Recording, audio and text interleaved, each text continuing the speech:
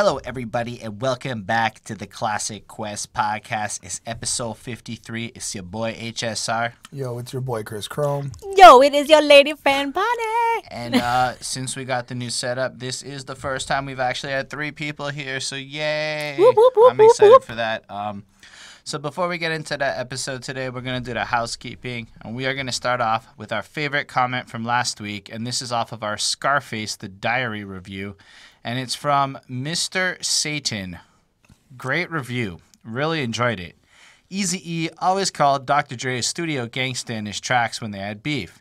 This always comes to mind first whenever I hear this term.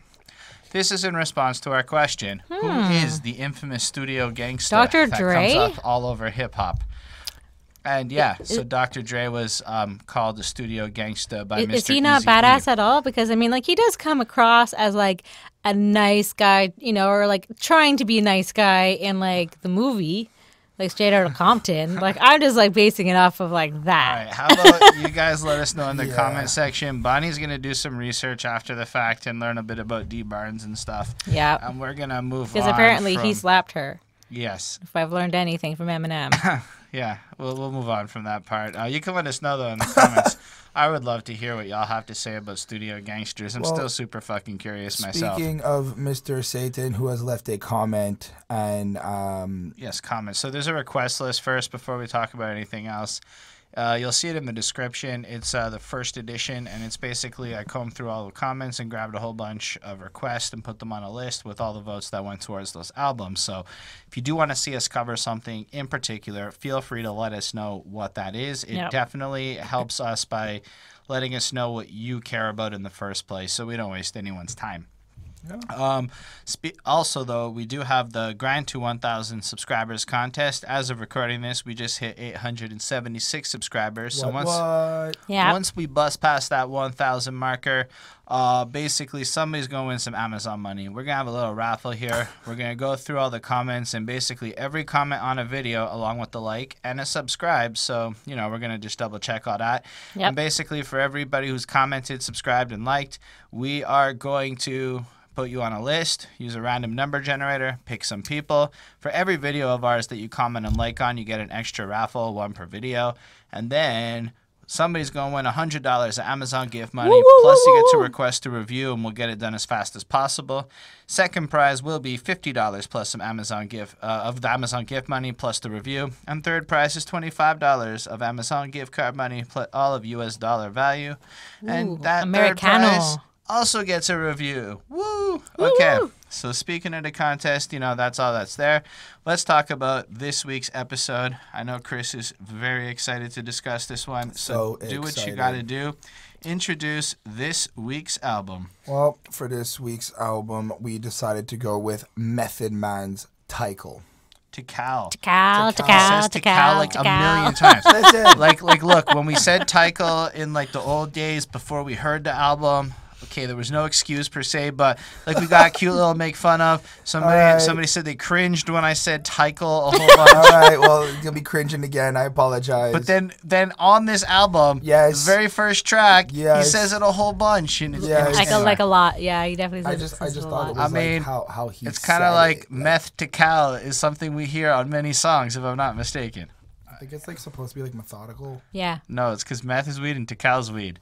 That's as I understand it. Like Tical is a slang term for weed is something I learned. I might be wrong. Yeah, but the way it's spelt, it looks like methodical. If you read, Yeah, if you I read know, Meth I know. and Tical, But he's like also the double weeded banger. Yes. He's quite weeded out. Anyway, that's he's a that's. methodical man. And PCP. Oh yeah, he did a bit of that apparently. So yeah, when did y'all discover Method Man? I mean, come on, we've done a few moves. on our first Wu-Tang review. Okay. That's when I first discovered Method Man. I've always known about him as an artist. I've always known that he was part of Wu-Tang, but I've never full on went and decided to go for it. Yeah. And you? Pretty much the same, I guess. You know, like I've heard of him from like the Wu-Tang, and like other albums. But yeah, I mean, this is like the first time I've like sat down and listened to like him. Okay. I know that we've outside of the stuff we've covered on this review, Method Man is the member of the Wu I think I'm the most familiar with. Don't quote me as saying I'm an expert or a scholar. I once said something like that. It was a mistake. I just am most familiar with Method Man. For one thing, I love his voice. Pretty much anything from that time he appeared on that Limp Bizkit album, or the two Method Man, Redman, Blackout albums. Both of those I think are fantastic gems. I own both Blackouts. I think I still have them in my apartment right now. Ooh. I've seen him in How High. He's just like a huge part of like the stoner culture that was existing when I was in the college era of life. I have listened to the whatever album has Judgment Day in the title before because my dad had that and I popped it on. I didn't really get it. I think it's also like Tical Judgment maybe Day. It's like, Tical 2000 Judgment Day. Yeah, I think so. I think I remember seeing that. I've heard Tical before because this dude I worked with was like, you can't even call yourself a blah, blah, blah if you've never heard Tical. I put it on and it went in one ear and out the other back then. I mean, I heard it, but this would be like the first time I've really like sat down and absorbed Tical. But I mean, Method Man is fun. I like Method Man's voice. Yep. He's got one of those voices where I don't care what he says. I could just listen to him rap all day. And I've been saying that anytime he's come around. He's just one of those few people where he could really be saying the most absurd and preposterous shit, and I don't give a fuck because I love his voice. I love the way he does hooks. I just love the way he comes in, and he'll take like a flat song, add a little bit of meth to it, and all of a sudden the songs fly. Anyway, that's He definitely has a unique sound, I'll say that much. It's good, though. It shows that he's able to have that flair and that spark that people want to get from him, and it doesn't matter. Like, it's funny because what you said, how like you don't really care what he says. It's just like how he sounds, right? Kind of makes me think about a lot of like the new music where like people are like don't really care what people are saying anymore, just how they sound. Well, at least hold on before like I sound like I'm shitting on them. At least they have actual lyrics and bars. Well, yeah, it's not that I don't care about what Method Man's rhyming is. I think he's a very talented MC with the rhymes. It's just, frankly, he could be saying "I got the bag 100 times" and I'd fucking love it because it's just Method Man's voice. I guess so. Pretty good. I don't know. What do you think of the What do you think here of this album title Tical, the cover, all of this stuff? Well, I like the album name. When I first read it on the album, I thought it was like methodical, just kind of like the way he has like the Method Man and then Tical right in the middle between Method and Man. Yeah. So I thought that was a little play on word that was cool. The album cover itself is just kind of too much for me, I find. It's like gray. It's an upshot of Method Man's face. It the sort way of that looks the like scroll kind of rolls in like the. It almost the looks thing. like smoke. It looks like a joint with smoke coming out of his mouth. And like it's like his hand is like sort of like blurred in the picture. But then there's also like him at the bottom as well. And then and then there's like the upside down like Wu-Tang symbol. Mm-hmm. Yep. So there's a lot going on this cover. It is definitely not my favorite album cover, but at the very least, it very much feels like the griminess that is this album. And like just seeing it, like even if you didn't, just if you're looking at it on Spotify, like just seeing like the name Tical just looks weird. Like it's not a real word. Am I right? Like, is that a real word? As I understand it, it's slang for weed. Now, I got this from Genius. Yeah. So if I'm wrong, my bad. But so I guess given that it just seems like a weird word. Well, yeah. I don't know. I can't describe where it came from better than that. Maybe he just liked to say I smoked a Tical. I don't know. I really don't. You guys usually come in with the comments here and save the day and fill in these blanks. Any other thoughts here? No, let's get into it. All right. Tical is the opening track. All right.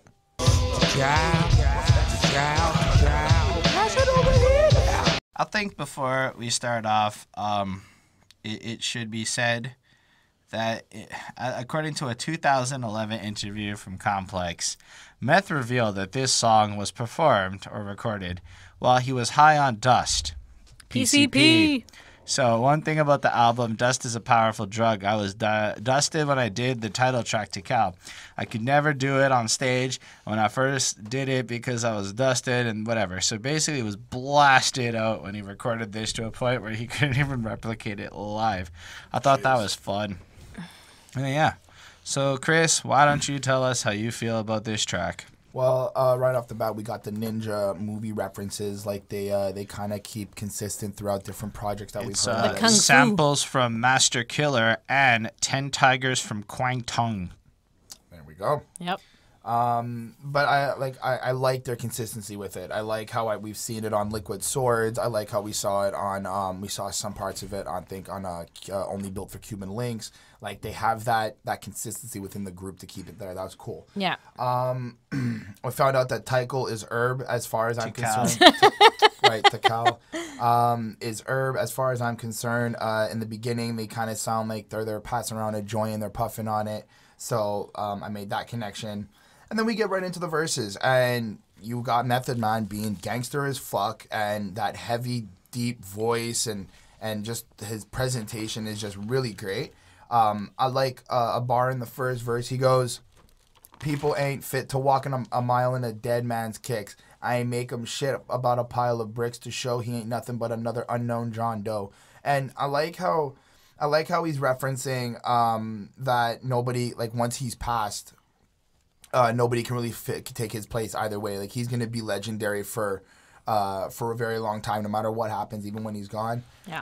And then just follows up with like proving like he'll make them shit a pile of bricks, and then rhyming it with a John Doe. I just like the way he did that. That is the first of many poop references on this album. Another line I liked in verse 2 is there a fucking snake in my garden, starving for a rap treat, stepping on my feet, pardon yourself before you find yourself. Your Delf. Your Delf before you find your Delf in a fucked up situation without no help. I like the way he put the emphasis on garden, starving, and pardon. That was really cool. How he kind of all meshed together. That was nice. Overall, the beat's great. Really hard as an intro track. Really kind of sets up that like mood for the entire album. Gave it a 4 on 5. Nice. And Bonnie. Well, I mean, I thought it was. I know. Again, I mentioned the kung fu samples. I thought it was like again consistent with like the Wu, and what they do.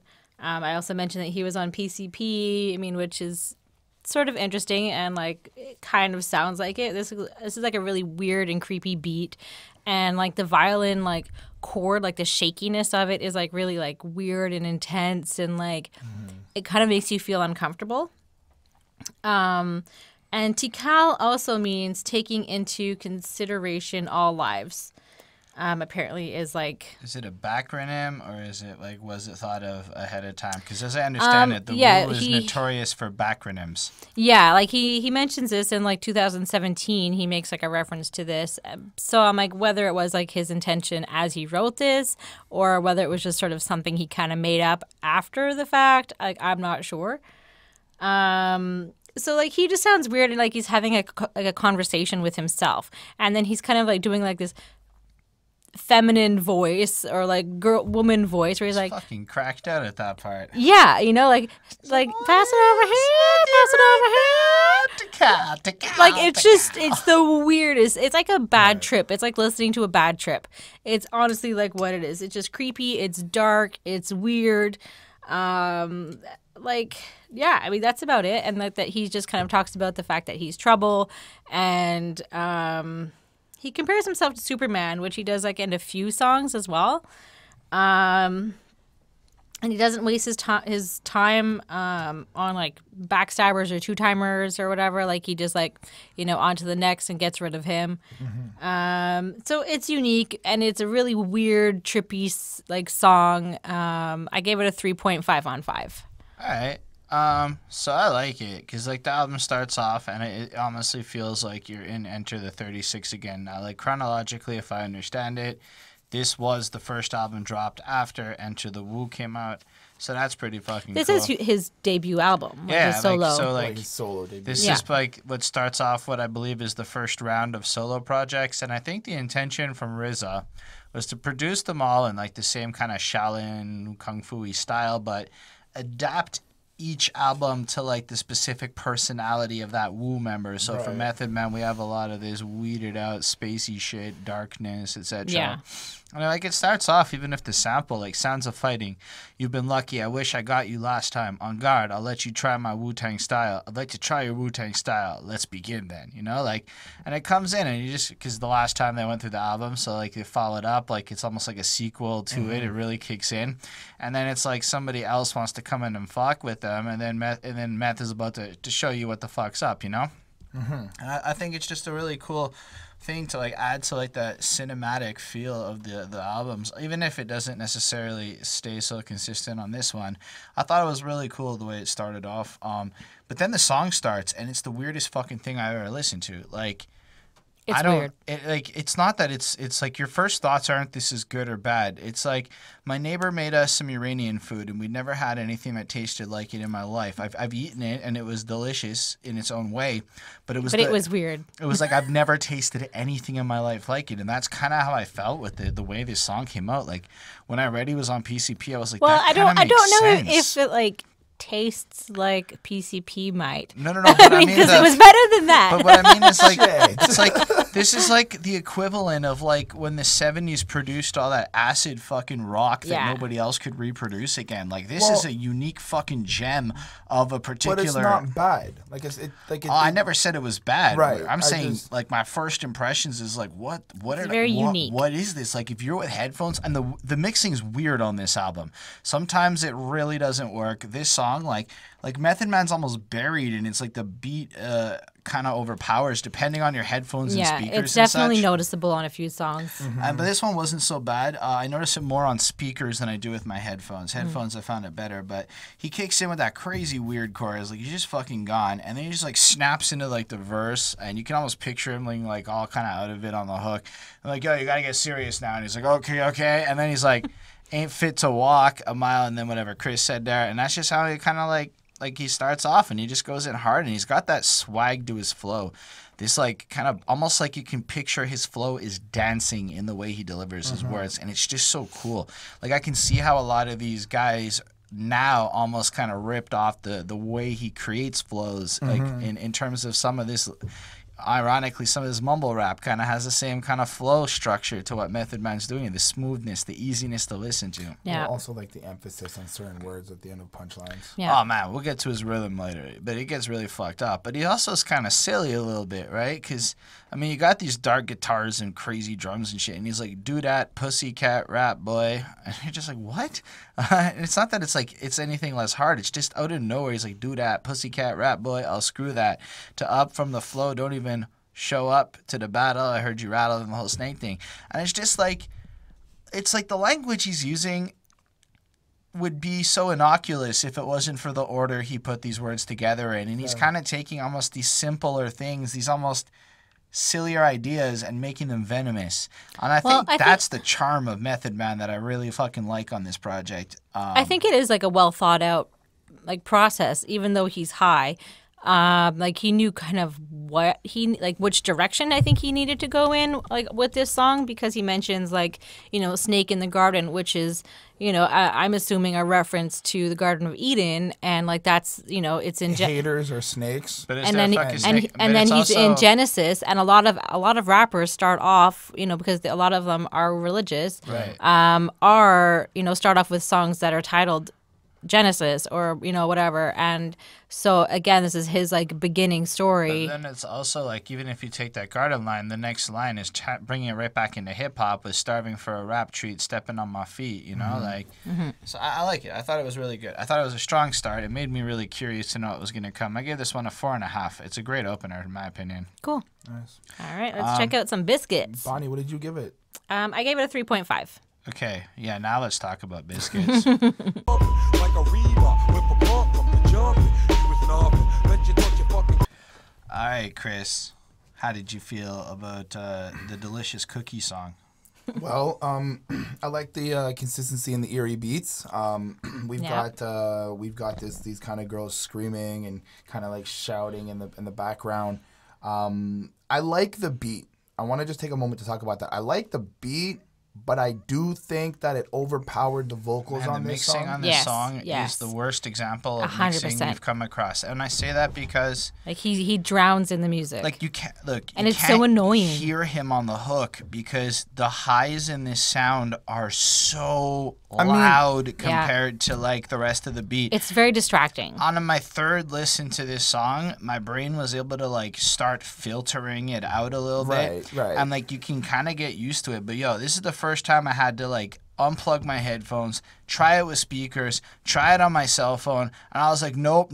I tried it on 3 separate ways of playing it, and no matter what, Method Man was just quiet, and like I could not, especially on the hook. The hook, it was like honestly my head was starting to hurt before the song was done. It's a very difficult song to listen to. And maybe that's on purpose, and I don't know if you guys, when you guys like, hold on, when you guys dropped this in like the 90s and it came out, for all you folks who like got this album live and shit back in the day, and you had it on your tapes and whatnot, or discs, or however you had it. Tapes. I'm Did it pretty sure sound it was different? on a Let us know cassette. if it sounded was different. Was it like grating and painful on your speakers, this track? Of course. or I was- mean, I listened to it on earbuds and I listened to it on like stereo headphones, and like both are just, it was just bad. It was awful. It was so annoying.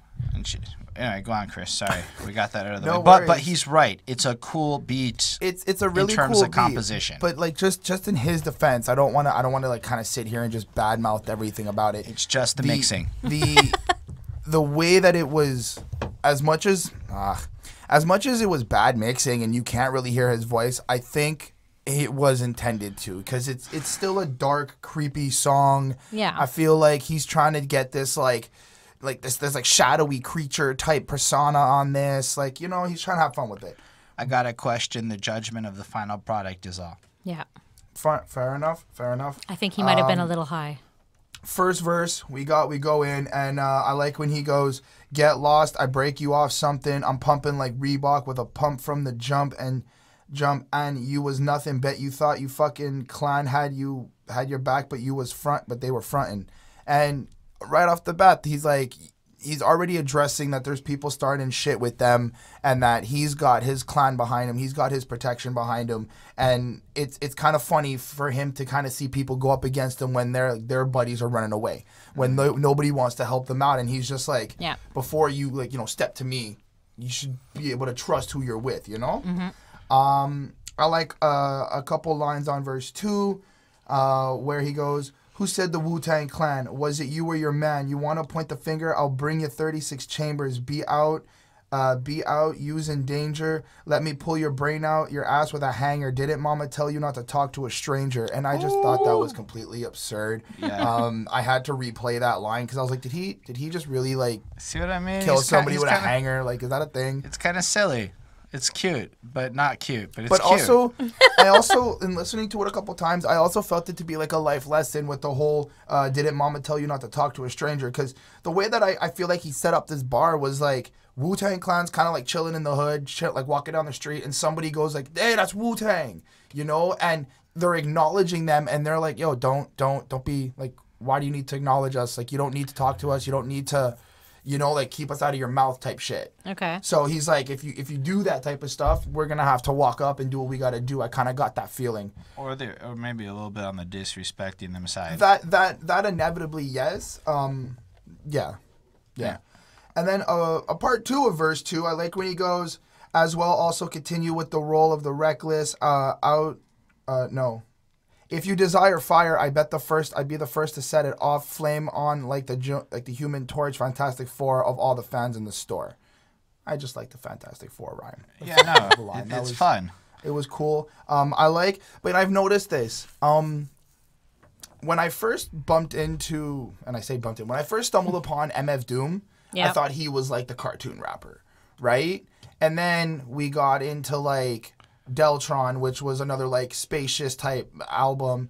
And now I'm starting to realize that like cartoons and a lot of these old school cartoons are a big influence in the hip hop culture. Like, I think it's everybody- also a way to Well, kind of let's protect be- yourself from like the view of the public. right. Like, But I think that's also a way to kind of like cover It's up. also just shit they all probably watched. Well, I know, but like, I mean, like how is I'm just saying, like, it's really cool to see a lot of like Marvel references that I've noticed throughout listening to the songs. A lot of like cartoon references. And I think Like, a lot of they were like, it's not like it's new that Marvel's big. It's new that Marvel's big to pop markets, right? Like, so like when I was young, that would have made total sense. Fantastic Four had a cartoon show at the time and shit, and like, you know, it was actually happening at that time. Like, this was like, it wasn't like they were retro. It was like that was the pop culture of that side of things, you know.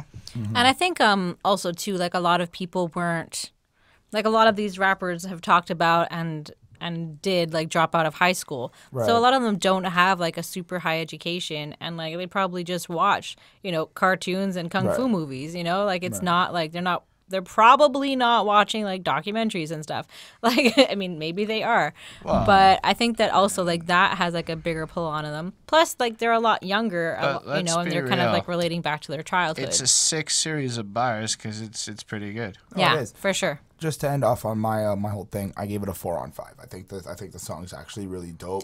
It's a nice follow up to the first song. It's good. Okay. I think that like he starts off talking about like how he was making fun of someone's mother. I didn't really get whose mother he was making fun of, and then he said that he's nothing like her. And I was just a little bit confused by that. Well, I think the whole point is that I think what you're referencing is he sees a woman who happens to be somebody's mother who's standing in a welfare line, and she's like taking off her drawers, but he's like, yeah, but where that's she's not taking really off her real. underwear. Like in the annotation, it's not supposed to be real. It's like he's just being outspoken. He's just kind of trying to say, "I fucked your mother." And like you know a why? weird. Because he knows that the mother has no drawers on and she's going commando. Yeah. And the reason for that is because Right. you fucked your mother. I don't think it was any deeper. It was just than sort of that. like this there's weird. that, and there's also the fact that he's also trying to reference that the mother would say that he's also got mad skills. Okay, like but- he's also a better rapper too. Right, because he fucked her. Yes, that is inevitable. That was I think that was the whole deepness of that line. Anyway. I don't know. I thought it was like that he was kind of like thinking that she was gross, and that he's nothing like her, or like he's better than her. Like that's just what I forget, got. If you can't fuck a 10, it's better to fuck 5 2s. It's true. We do see that. Oh We'll see that more in another song. I'm just saying, that's where Meth's at. Yep. So I mean, for me, biscuits are slang for gun, which is what I learned.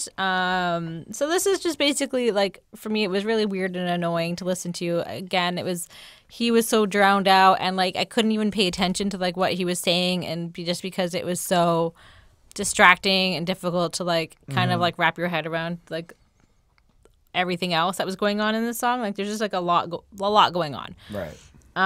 So I kind of found it very like amateur sounding. Like it wasn't well edited. Like it just sounded raw and like not a lot of thought to like fix it and make it like listenable.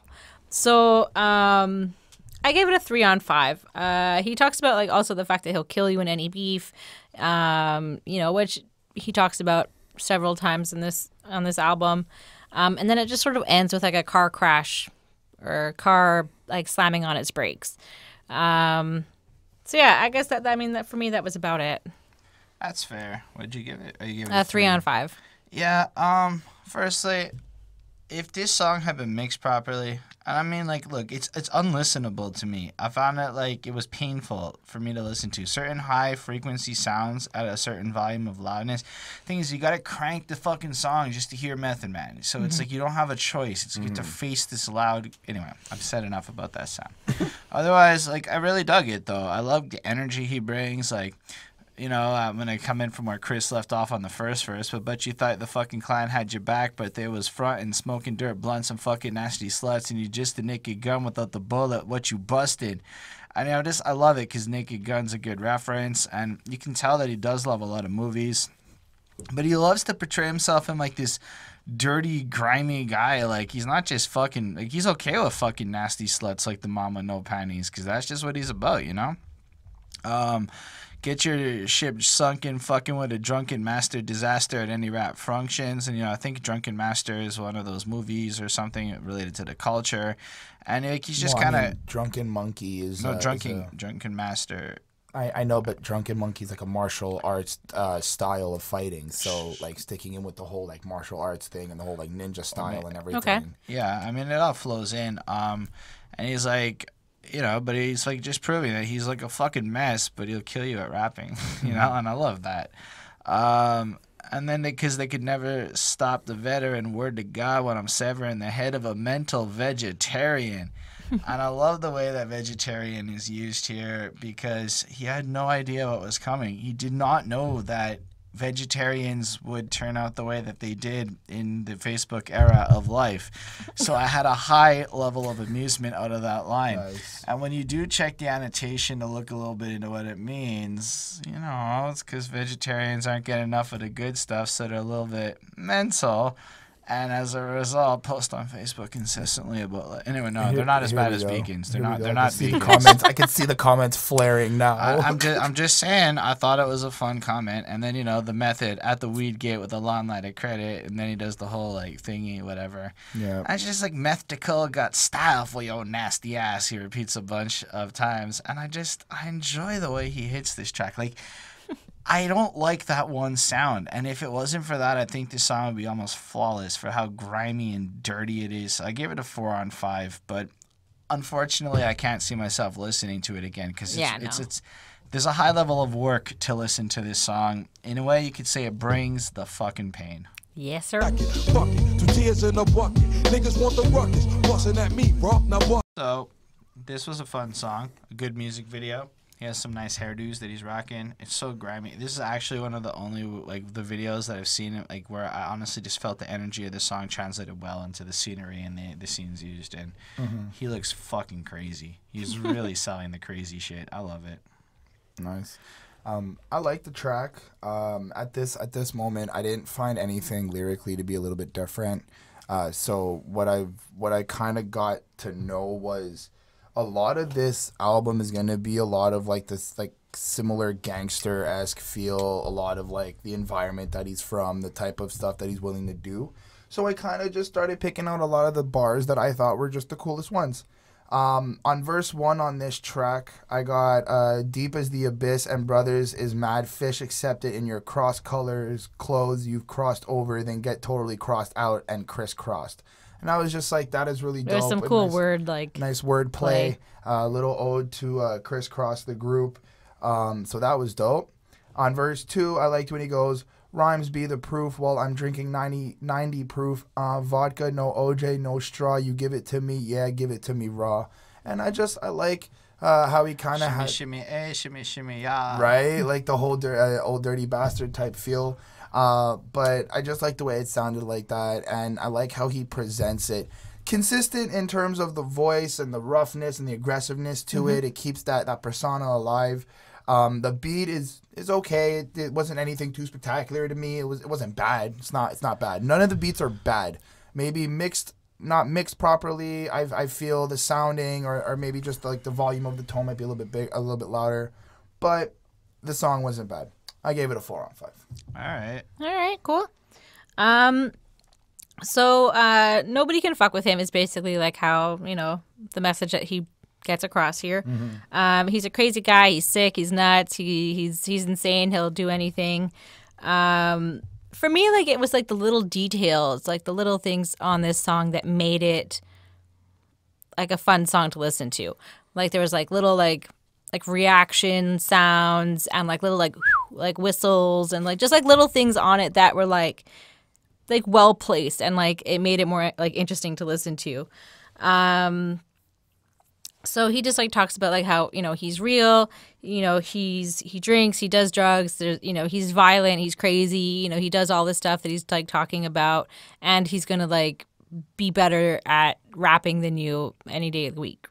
And he talks about how the pain is like the only like real thing in life, and it's the only thing that like makes you feel something. So he likes that pain of like, I guess, being hurt. It's a way of like the way I read like his little description. It's kind of like it's almost like a test of who's actually real, because everyone talks that they are live this life and everyone talks it, but only It's like how well can you handle the pain? right. So bring the pain is like a test to see who's real, because you can't deny it. The people who can handle the pain, they're the real ones, you know? Yeah.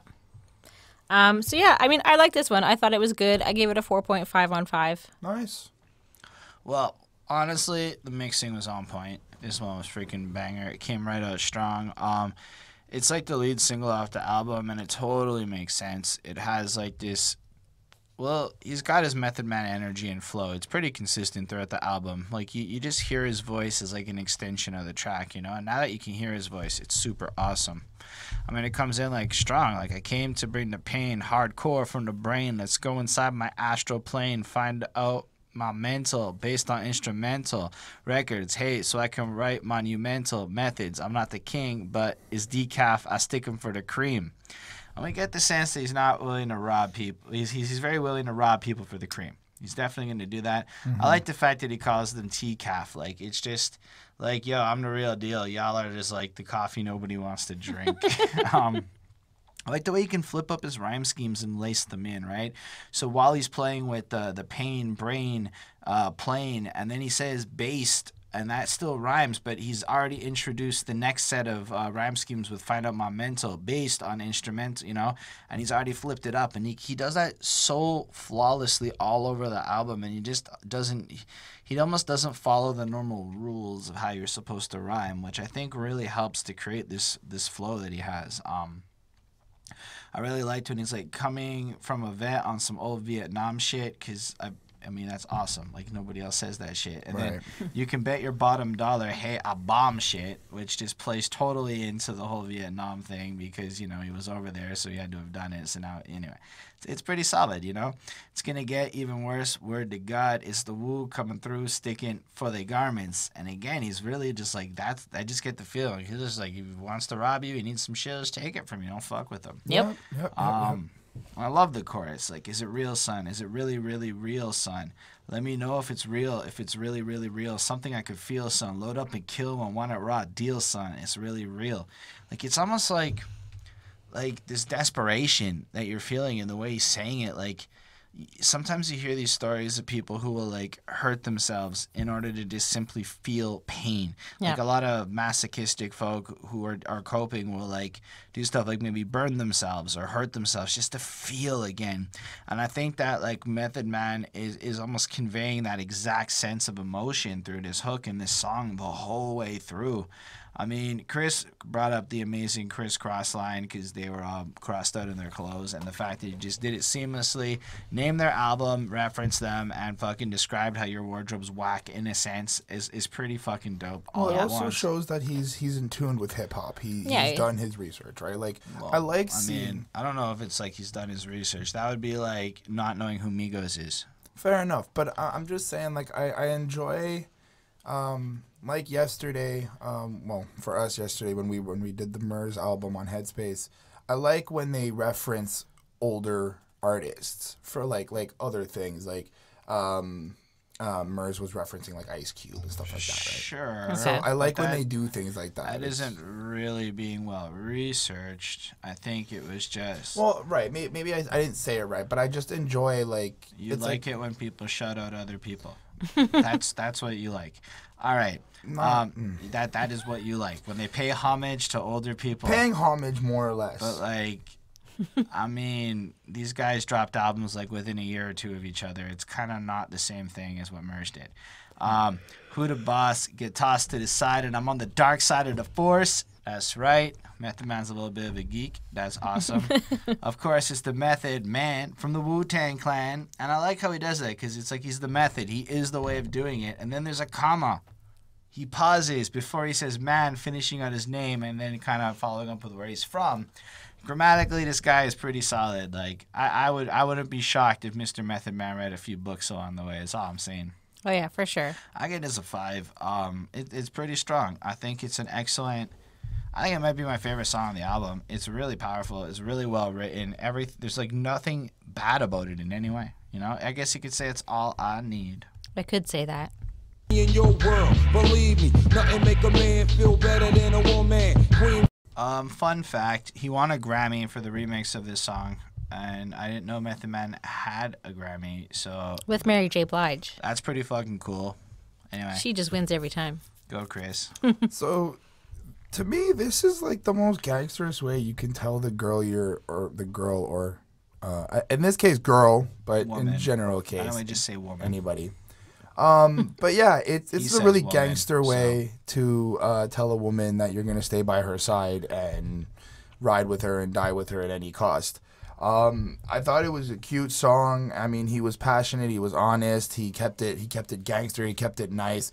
I didn't really find anything quotable. I was just okay, you know, he's there wasn't really anything for me intense that was like, oh, that was a good bar. Okay. But I mean, it was a nice little song. It was the thuggish way of telling your girl that as long as you stay loyal to me and you're not like sleeping around or doing doing like your own thing and you're kind of like with me, like I'll provide you with nice stuff and nice clothes and give you a nice life for all our kids. And you can tell that he's really family oriented when shit's going right, and like he's got this plan to take it to the next level. But he also needs to know that like you're on his team, and if he catches you slipping, well, unfortunately, you know, like business is business or life is life, and you got to move on. I gave it a 3.8 on 5. It's a really good song. It's just not something I would be going back to repeatedly. All right. Okay. I mean, this song has right away like a weird sound to it. It's sort of like what's that stuff like from like back in the day with like robots and clocks, like Hugh, what's his name? I don't know. Anyways, you know when people, I don't know, there's a name for it, I can't think of it. Punk steamrolling punk or whatever. Yeah, that stuff. That's kind of how it sounds. I don't know if that makes any sense. But I feel like this whole album has some influence from industrial metal. yeah, it definitely sounds industrial. I would definitely say that. And Power You is like slang for Vag. a lady's vagina. I was hoping somebody would bring that up. Oh yes, I'm bringing it up. Bringing You up. know I want that Power You. Yep. Anyways, this is just like a song. You know, he loves his lady, and you know that like she stuck with him, like even like in the hard times. You know, but like he also says that she's like independent, and so like he doesn't have to like worry about her, and Right. you know, like she's kind of got her own, like she's under control, she can do whatever she needs to do, and she doesn't like need to like hold hands with him like all the time, you know. So, and I think he also says that she's his light, so sort of like his guiding light, and I thought that was interesting. I think that maybe she's like, I think he mentions religion a lot, and so I think that maybe she is a religious girl, and like it's sort of like you don't, like I wouldn't think that he would be with like some like ultra like religious girl, but apparently he likes girls that are 3/4 clothed, and so like he wants ladies to be like proper ladies and cover up and not, you know, wander around looking like hoes all the time. Like he wants like, you know, someone that's like respectable, kind of, which is sort of like a weird thought for him. It is a really cool, unique love song. Yeah, I gave it a 4.5 on 5. I thought it was like an interesting sound. Yeah, it's because like, you first comes in and you don't expect this to be a love song. No. It comes in and it feels like anything else on this album. Grimy, Method Man's about to tell you all about how he's better than you. He's going to jack your shit and whatnot. Right. And then, Shorty, I'm there for you anytime you need me. For real, girl, it's me in your world. Believe me, nothing make a man feel better than a woman. Queen with the crown that be down for whatever. There are a few things that's forever. My lady, we can make war or make babies. So you can tell this is not a girl. This is a woman. This is his queen. And not only is it just his queen, it's like he's already thinking about like mating with her and procreating and creating new generations and whatnot. The respect he's offering her off the jump is insane. Like he needs her almost. Like you can tell that he almost feels more complete with her just in the way he's describing her off the jump. Like it's such a strange juxtaposition of like gangster eerie music with shoddy you're the one for me. It was definitely fun. I was a little bit caught off guard though. It's a little bit of interesting. And then he kind of like comes in on the chorus, and then Streetlife shows up, and they're both singing it, and that just threw me off because it seemed like a really personal, fun song, and I could not for the life of me understand why there were two of them on the chorus. I didn't think Streetlife needed to be there to me, but I did like the chorus. Like, you're all that I need. I'll be there for you. If you keep it real with me, I'll keep it real with you. Loving your whole steez, I'll be there, boo. On top of that, you got that good power you. Yep. And basically, like, it's just sweet. It's got like this essence of like every other love song that you might have heard from back in the day, in the harshest way it's ever been delivered. I like when he's like, I got a love Jones for your body and your skin tone, because you know, like you can almost picture him like jonesing for like a drug of some sort, but it's specifically the love of this lady that he's going after. Right. End of the day, I gave it a 4.25. There were a few things about this song I felt were off-putting while still being remarkably sweet, and like, there's stuff to study here for good romance, but it's a strange approach, and I really thought it's worth listening to regardless of what what I gave it. Anyway, what the blood clot? Yes, Can indeed. I say that? Blood clot. Nigga want the cow, make it happen. You know my fucking style. Fuck the rapping. So, we have a little feature from RZA and Y Kim, but only in the introduction for the chit-chatty part. Yeah. And before Chris talks and tells us how he feels, I think it's worth stating that a fun factoid is Meth claims that this song was written while he was really mad at the rest of the Wu-Tang Clan, and so he was just kind of venting his frustration. So the target of anyone in this song is not other rappers, it's his buddies, the Wu. It's his homeboys. Well, I like the song. I didn't take much away from it. It just sounds more like bars and more aggressiveness, which I enjoy from Method Man. He does it in a way that is very like somewhat sporadic and also very creative. I mean, it doesn't get boring to listen to him because he continuously changes it on every song, on how he presents the lyrics. A line that I liked was, to tell you the truth, you don't amaze me. Kill a Hill Project, a Star Trek phaser couldn't phase me. Yeah, I'm watching Star Trek Discovery like earlier today. Nerd. Yeah. I like that. That was funny.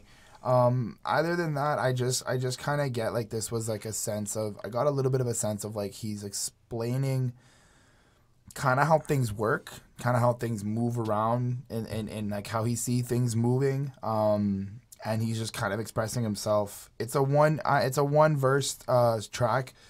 He just goes right through, and then there is the little intro part. There is a little intro part. I gave it a 4 on 5. I didn't have much to say really about it. Something I think I forgot to mention, and I think it might be on Bring the Pain, but they ended the song with the torture rhymes at the end of it, and I thought that was cool. Just speaking of the little skits, I like how, like, I don't know if it's this song, and I can't remember what it is, but there's a whole outro where there's this entire conversation you can barely hear happening in the background, giving you, like, many parts of this album some serious replay value. Yep.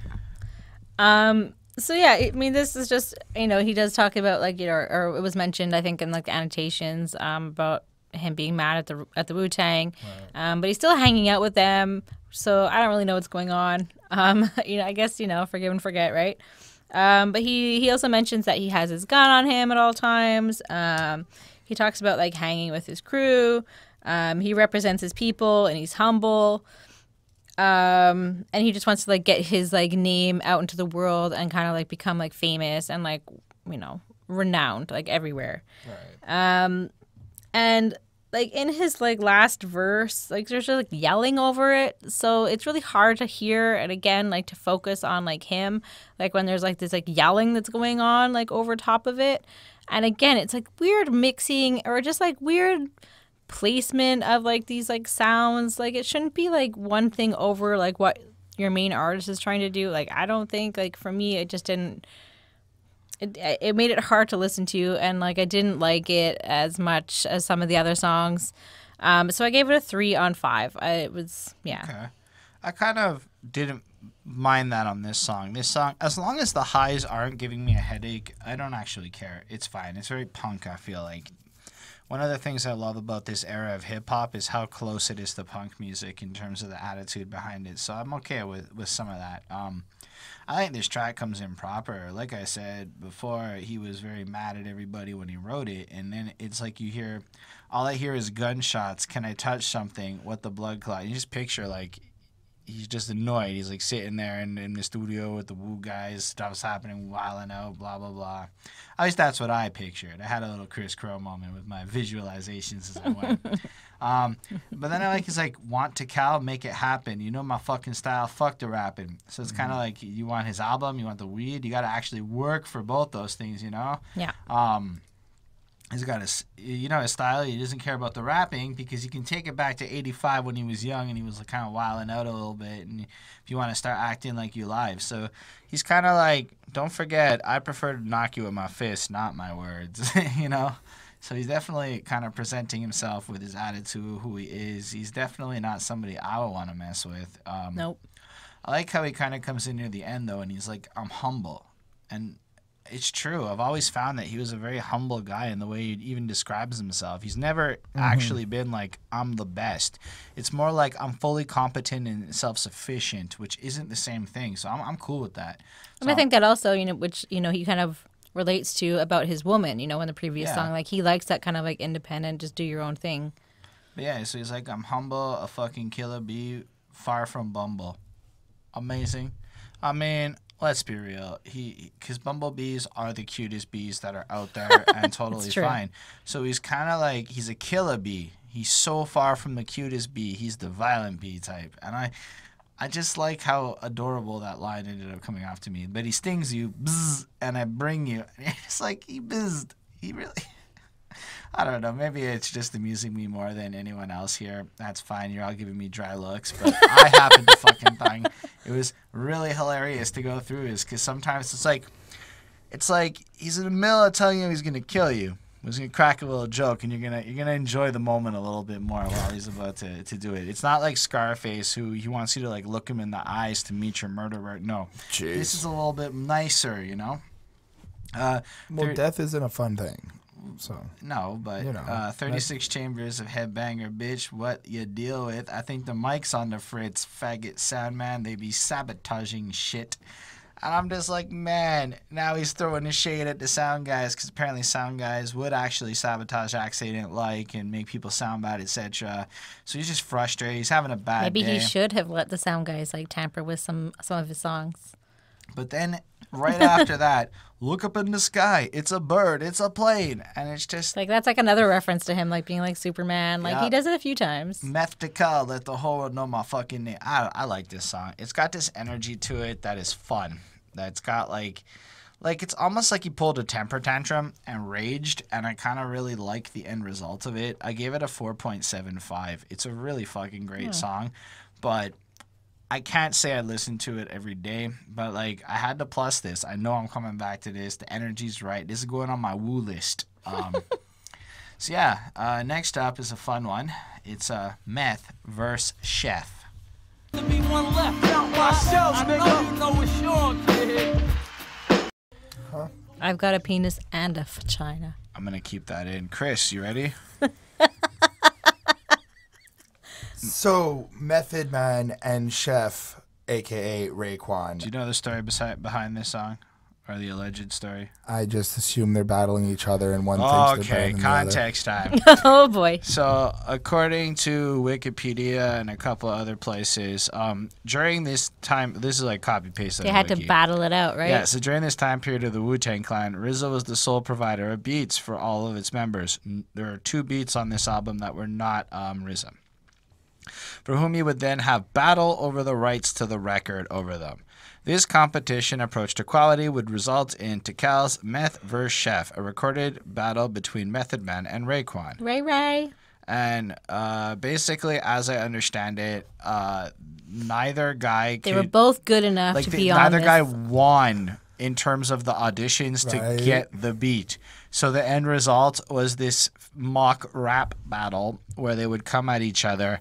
And if you really Not watch on, them, but at. like Raekwon is like, I'm convinced Method Man like owned me on this and blah, blah, blah. And apparently they still bring it up to this day. And neither of them are certain who actually won this battle of Meth versus Shep. So I guess we could all chime in on our opinions. And don't forget to let us know who won the battle, because you guys know it probably way better than we do. Yep. Chris, tell us how you feel about this. Well, I like it. I like the competition vibe to it. I like how they're both trying to spit their best bars. They're going at it. Please correct me if I'm wrong.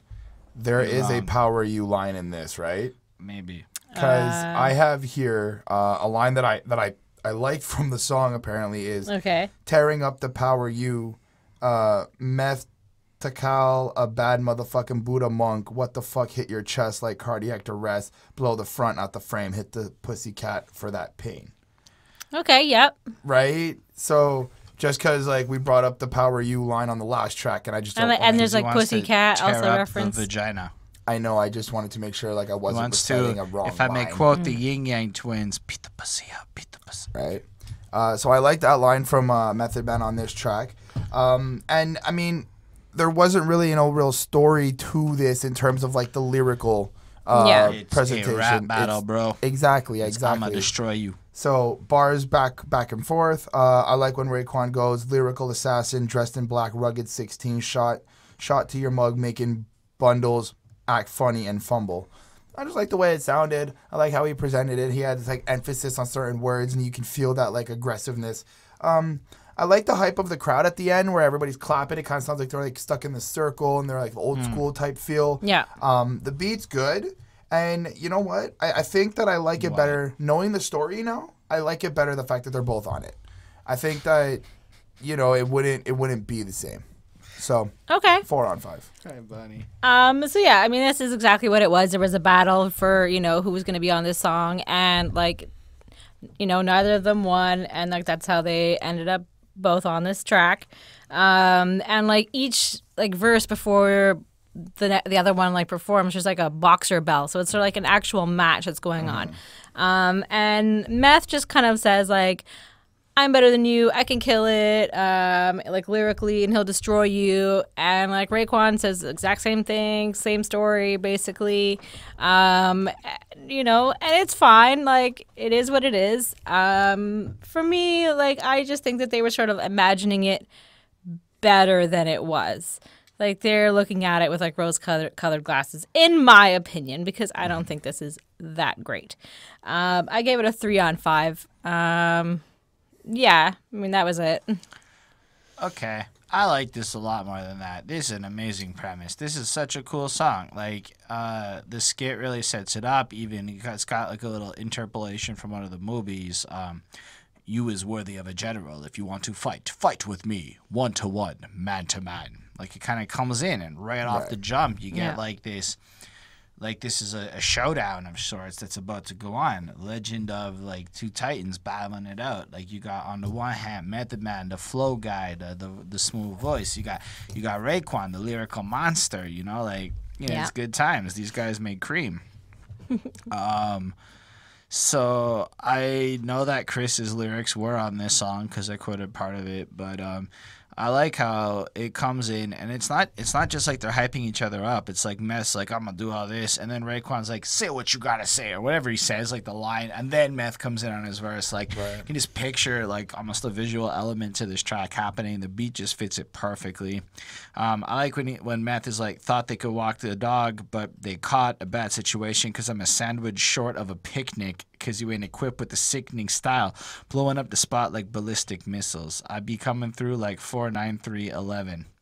So I learned that those numbers there is 4 would be like A, B, C, D, 9 might be I, 3 might be C, and 11 happens to be K. And I thought it was fun to learn that, so I thought it was worth bringing in there.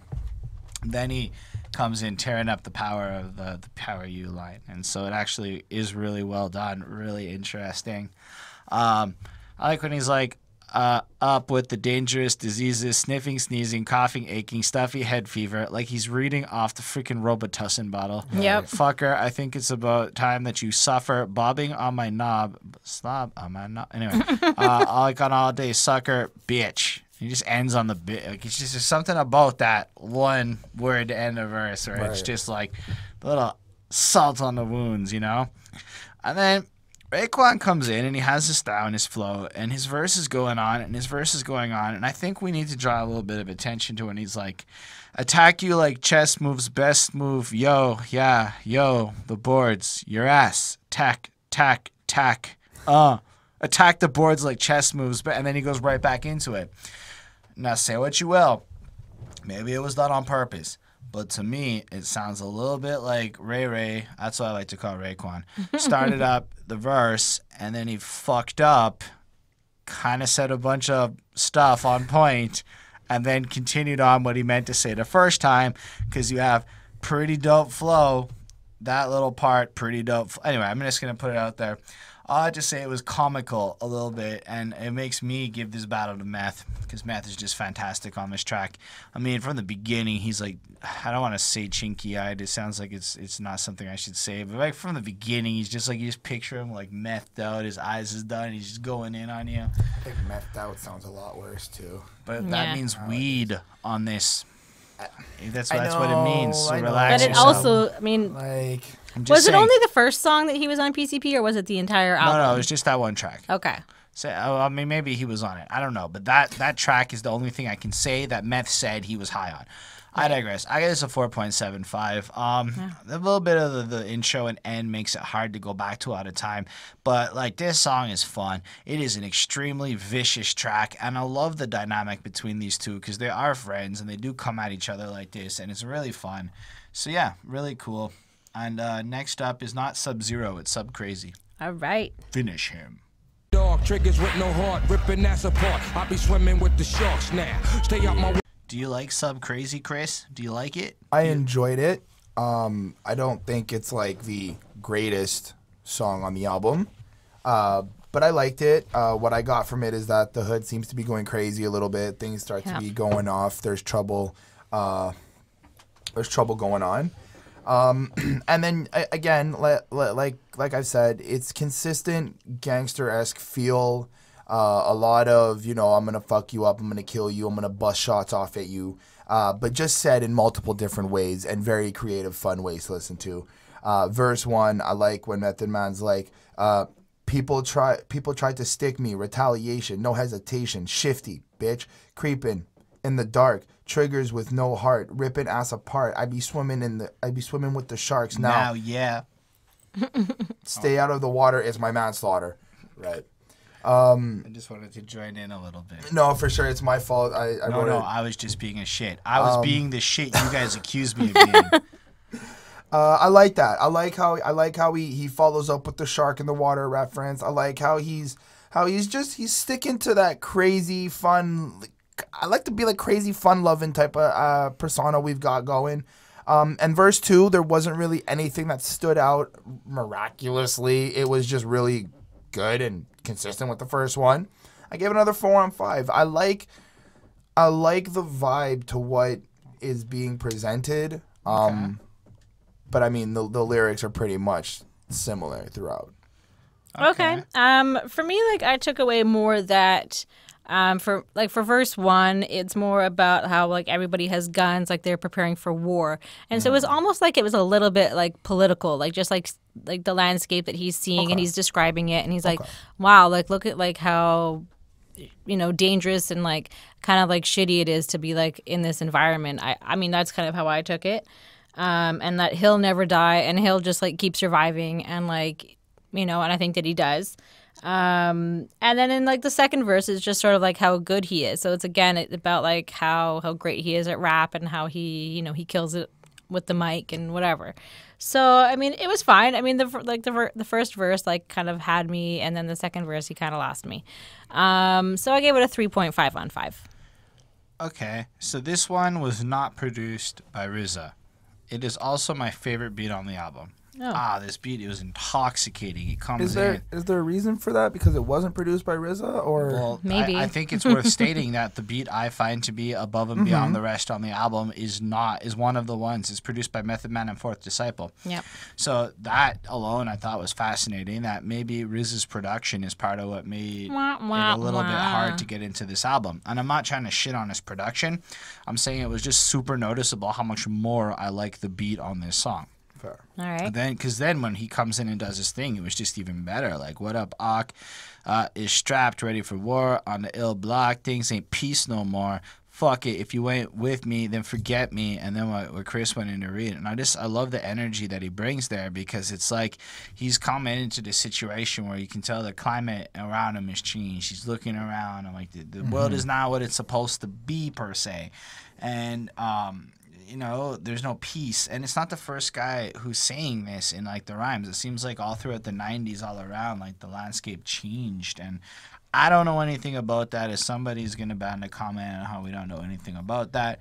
And that's true. So hearing this kind of stuff and seeing how it's kind of like all over really helps add some context into some of the more modern issues that we're facing today when you hear some of the stuff in the news. So when you do hear those... Well, I think New York, like in like the early 90s, like it really was like a war zone. But like you hear this compared to Houston with Scarface, and it's basically anything coming out of LA. Like that's like a triangle of fucking different, right? Yeah. And then like I compare it against sometimes some of what elder white males, some of the white dudes in the 40s, in their 40s seem to be like these perpetrators that everyone's lying, and I'm like, it's just impossible that anybody is lying to the extent that like this is not. It's almost like I hear stories where it's like this global conspiracy where the hood never exists, and it's like, are you fucking kidding me, man? Hip hop's just this pure Rosetta Stone into like this other side of life that seems nobody like talks nonsense. about and shit. I don't know. It just kind of got me thinking there.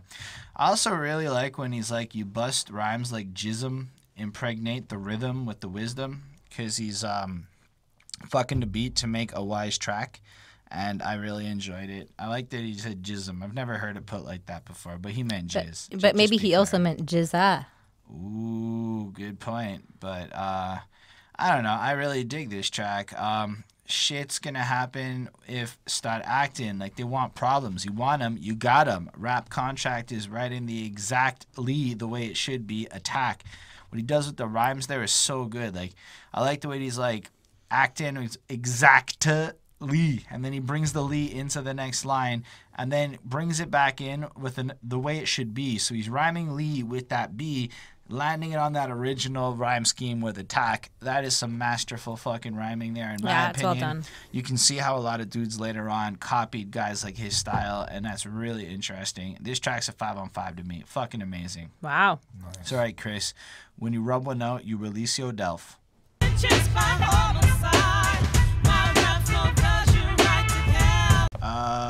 Okay.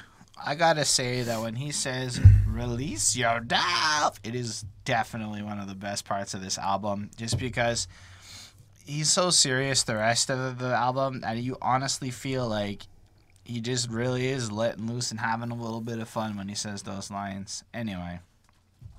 How'd you feel about Blue Raspberry's interpolation of I Will Survive? I liked it. I liked her little remix of it. I liked how she presented it. I like how the whole like sample of I Will Survive, that like vibe to it is played out throughout the beat. I mean, I didn't get much from the song. It's more of just Method Man. I feel like kind of just still kind of saying the same things, in terms of like being there, being like a killer bee, being like the best MC, and overall the song's not bad. It's not something that I would really go back to it. It was a single. The music video's pretty dope, but for me, it's just it's still a 4 on 5. It's a consistent 4 on 5. The beat's good, the song's good. It's just it wasn't like spectacular for me. Okay. All right. So yeah, we've got Blue Raspberry like singing like the I Will Survive, and she's like singing it very like, I don't know. She sings it for cool. this album, though. Like, it's got to be said that it's not just the same lyrics. Yeah, It's like, she's singing her own version, but like to like the "I Will Survive" beat. Tical is in the chorus. Yeah.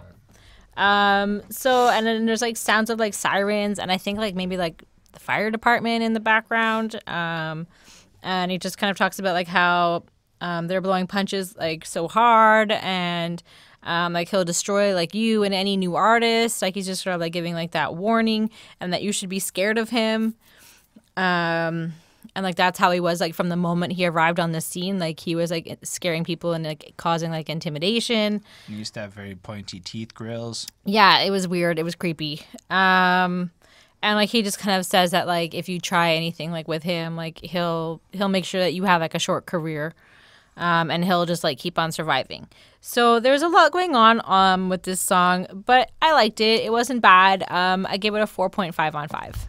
Yeah, I thought it was really cool. It definitely stands out on this album. I don't know where Chris is coming from. This definitely, I mean, lyrically, again, Method Man is like Migos in a sense where I don't think you're coming to him or a lot of this era of rap seems to be really repetitious. And I don't mean to compare it to Migos. I'm not saying it's like Migos, but I'm saying in terms of when you really do run through what are the songs about at a track-by-track level, it isn't necessarily going to be super different. So I wasn't expecting not a lot of that. variety. Right.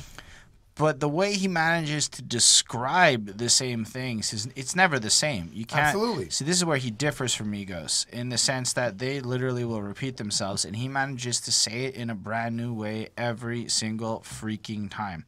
I think appreciate that creativity from him, though. But I feel like that's the most impressive part of this is how they can take the similar kind of subject matter, album after album, and manage to recreate it with witty lines.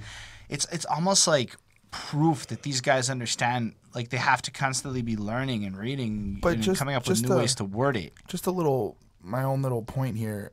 I think part of that though is why it's like a hit and miss on certain tracks.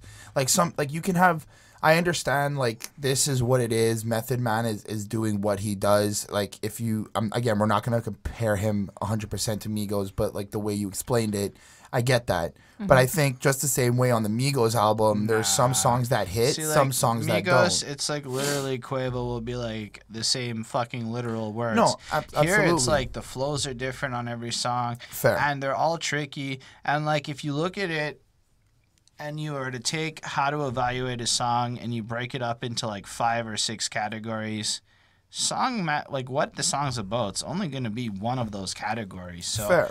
I don't know that matters to me if it's the same kind of thing, because honestly this track stands the fuck out. It's got a certain pop edge almost to it. Lyrically it's kind of good. Like check it, I'm the fucking man who they mentioned. Notice that other rap styles is bogus doo-doo compared to those versatile voodoo. Now first of all, he drops another poop line. Versatile voodoo, alliteration in the same thing.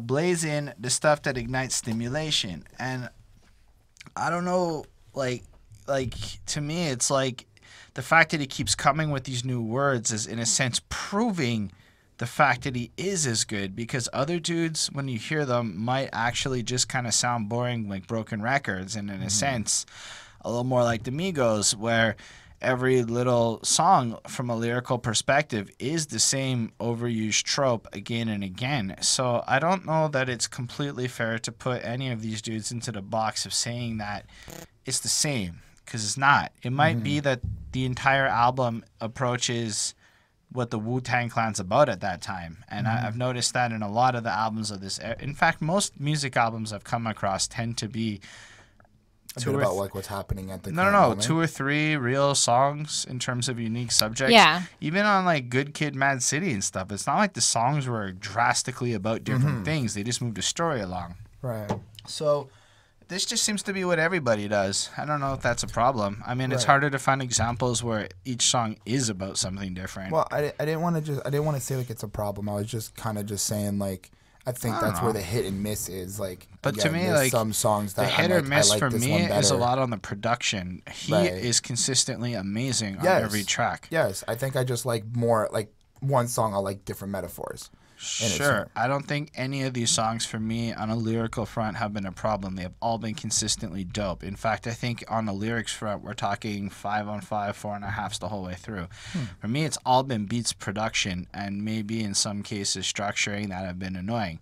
But that's just whatever. But because for me, I hear these lines like, what is it? Think they bigger because they got a finger on the trigger of a biscuit, but they don't know how I'm wicked when I start to kick it. Eat the raw sound, wash it down with a mystic. Better yet, a Snapple. Like, what the fuck is he saying? How the hell did he go into drinks here in the middle? Want the juice? Oh, shit. But he don't want the hassle. Like, the way he ties these different ideas and lines in.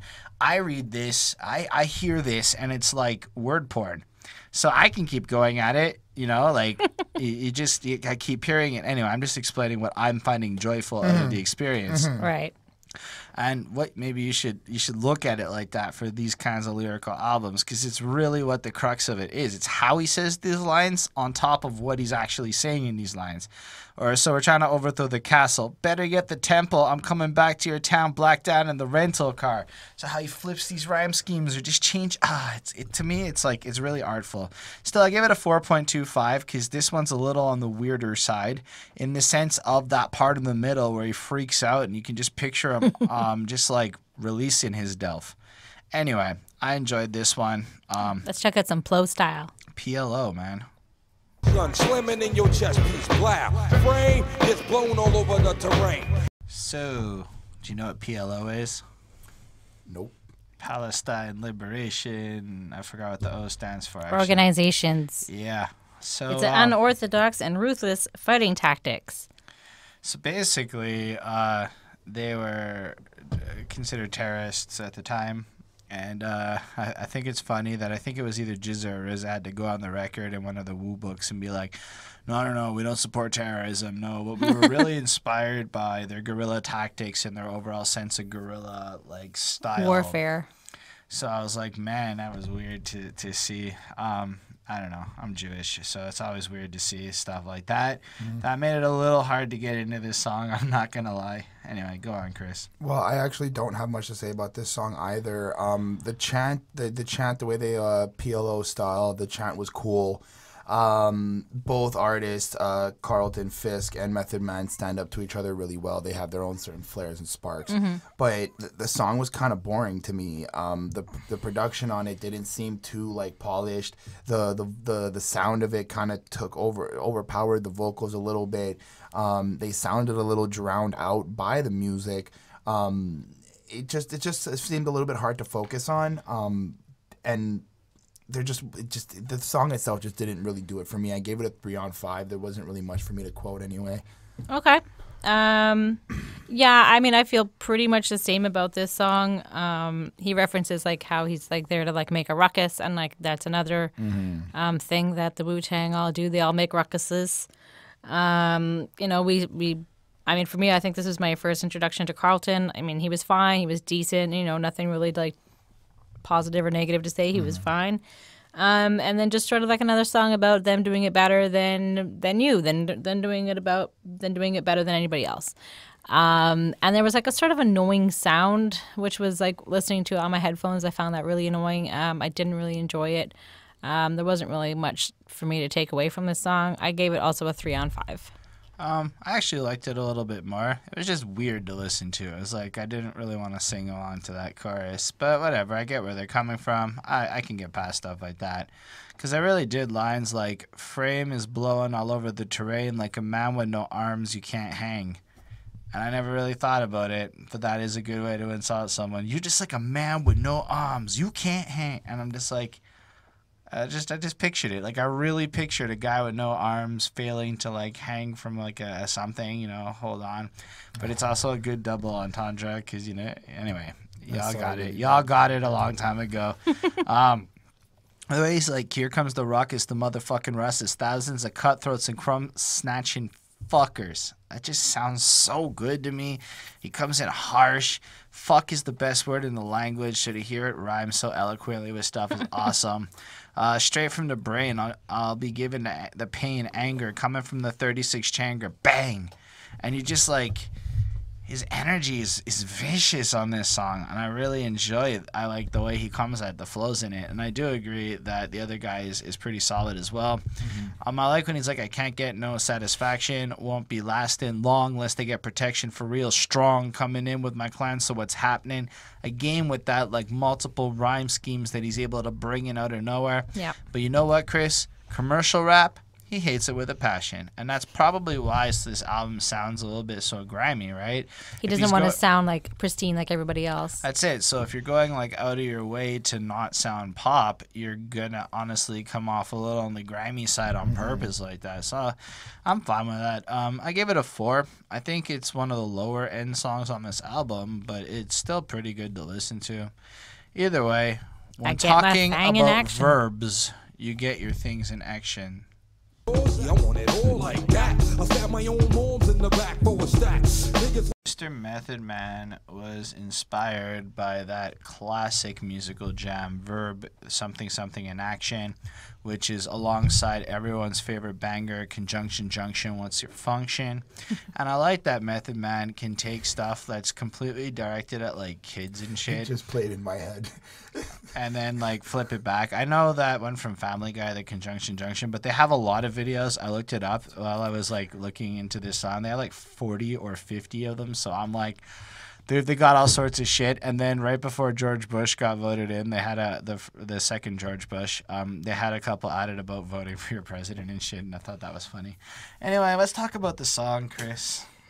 I like this song a little bit better than the last one. I like the bounce of this song. I like how Method Man is bouncing with the song and the way he's jumping with the words. The wordplay is great.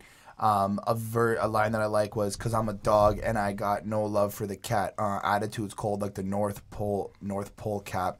Where I do my dirts a little further down the map is that so a little buck wild island called stat. And I was just like, that's some really good wordplay. I like how he's referencing Staten Island. I like where he's referencing where he's from. And it is further down the map than the North Pole. He's actually telling the truth. Yep, geographically correct. I like the song. It's a little bit more catchy. That's really the only real like line I liked. I gave it a 4 on 5. Everything is still consistently great as he keeps moving forward on the album. Do you feel it's also consistently great as he moves forward on the album? It's all right. I mean, I really like the drums on this one. I think it was like hand drums, or like, you know, like the tam tams or whatever. That happened in Montreal. I don't know if they happen anywhere else, but so it kind of had like a bit of a hippie feel to it. I like that there was also more martial art quotes like at the beginning, or kung fu, whatever it was. It is sort of, it's a unique sound. It's interesting. Like, he sounds a little bit weird, and that he also says that you can't compete with him. And then we have the line which we mentioned, you know, before. If you can't get with a 10, the least you can do is fuck 5 2s. So instead of like being like, oh, you know, get like maybe 2 5s, he's just going for 5 2s. So well, what he's saying is if you fuck 5 2s, it counts as 110 because the math is the same. Yeah, exactly. And so, I mean, it was an interesting song. I gave it a 3.5 on 5. Not my favorite, but I mean, yeah. So I wasn't sure who the voice was that was doing that part. It sounded a little bit like the blaxploitation film stuff, Mr. Dynamo or something. Okay. And I say that because I clicked on an annotation on Genius, and then I spent like 3 minutes watching a trailer for this movie, and I was like, and the voice in the trailer and the way this guy sounded, it was kind of the same as like the narrator in this particular song. So I wasn't able to figure that one out fully, but I thought that was interesting. I then also got really distracted looking into those old kids songs, so it kind of prevented me from getting conclusions here. But I really do feel Chris is right. There's a lot of consistency in terms of this one. Not a whole bunch new to bring up for the sake of our review. I liked when he's like, I swing funky rap routines and tap the jaws, spot you 20 points and you still can't score. because he's playing 21 with you, and he'll give you like 20 points. You know, you just need to get one, but fuck it. Or he'll play one-on-one with you, or whatever it is, whatever game you're playing that has 21 scores. I'm not really that. I'm short. Basketball was never my favorite. Poker is 21. 21 is basketball. Yeah. Because you ain't got no points in this game, in rap game or in the basketball. Kid, you fronting, I'm home run hitting, you be bunting. That's just great. Like, it's like some of these rhymes are so obvious that, like, they almost don't sound clever until you hear Meth say them, and then they're completely clever. And then one of my favorites, another great poop reference. Fresh out the toilet, I got my shit together. When I'm good, I'm good. When I'm bad, I'm better. And I really like the way he ends that, because it almost has a certain sex appeal to the line, and because he's coming in, like, you know, like, makes me think of Rihanna's, like, I may be good, but I'm perfect. I just butchered that. The S&M song. Fuck off. Fuck off, everyone. Sticks and stones. Yeah, that one. So it's a 4 on 5 for me, though, because I mean, I feel like what I've noticed in a few of these is, like, the albums are, like, at a quality like this, and then you get closer to the end, and it takes a little dip for a few, like, the filler songs really stand out. Yeah. Like, in my opinion, the next one is a good example of that. Mr. Sandman. All With the science, I'm a giant. New York defiant. Brutal like domestic violence. The posse cut. The infamous posse cut. A lot of screaming on this one. Yeah, this is a weird RZA song. screams. Like RZA screams. I feel like Inspectah Deck screams Blue too. Raspberry is creepy AF. So yeah, it's the squad cut. Everybody's here. And Why wasn't Streetlife credited, but everyone else was credited? He was credited. was Curtain on Fizz. Genius. He's not on Spotify credited. There seems to be something with Spotify. We keep running into these albums that people are there. People Yo, are if not any of you there. guys have the record or like the whatever, can you tell me if Streetlife was actually credited on this Well, he's song? credited on featured? Genius, And why but- is Blues Raspberry not featured anywhere? Anyway, let's go back to the song. Yep. Everybody comes in and does their thing right off the bat. It's it's a lot of like hardcore gangster, like we're just doing our thing and how we spin. We're having fun with it. Verse 1, we got RZA. I like when he goes, I get vexed, laying fat tracks on Ampex, puffing skunk, getting drunk off a triple X. I was like, that's dope. That sounds nice. The verse itself kind of still sounds like the same thing. Although, he sounds very Meek Milly to me. I know that like I don't think Meek Mill was there back in 1994, but like he sounds very Meek Mill to me in the whole screaming Meek Mill's aspect. my age, dude. He's like a kid back then. Right. So. He sounds like them. Well, yes. That's a better way to put it. And then for verse 2, we have Inspectah Deck. I like how he comes in. My hazardous thoughts to cut the mic's life support short. Brains get stained like tablecloths when I get off. Powerful When I poetry let pushed off. when I let off. Powerful poetry pushed past the points of no return. Because he's letting off that powerful poetry. He's not getting off on it. He's letting it off. Right. Leaving mics with third-degree burns. It was a good line. I like how they come in so strong, and they just keep it going throughout the entire track.